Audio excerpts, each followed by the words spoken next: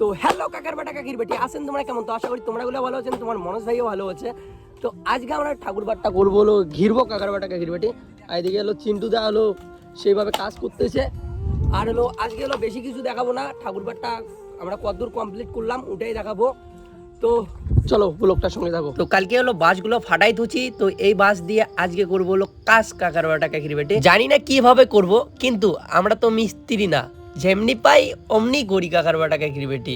তো করতে তো হবে। আমাদের সঙ্গে যদি একটা বড় লোক থাকতো তাহলে খুবই ভালো হইতো, কাজগুলো দেখাই দিত, আমরা ওইভাবেই করতাম। আর এখন তো বড় লোক নেই, কিন্তু আমাদেরই করতে হবে। আর এইদিকে ফির বাস শট পড়ে গেছে কাকার বাটা কাকির বেটি, কি বলবেন। আর সবাই কমেন্ট করবেন জয় মা কালী। আর সবাই বলতেছে যে এইভাবে দিলে নাকি ভালো লাগবে কাকার বাটা কাকির বেটি, ওই জন্য এইভাবেই দিতেছি। আর এই ভিডিওটাতে কেউ খারাপ কমেন্ট করবেন না, আর কেউ খারাপ মানতে নেবেন না কাকার বাটা কাকির বেটি। আর আমার ফেসবুক চ্যানেলটা যারা যারা এখনো ফলো করো নাই, তারা এখনই ফলো করো কাকার বাটা কাকির বেটি।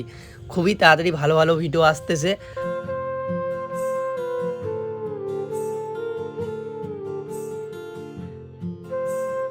আর আমি যদি কোনো কথা ভুল বলে থাকি আমাকে ক্ষমা করে দেবেন।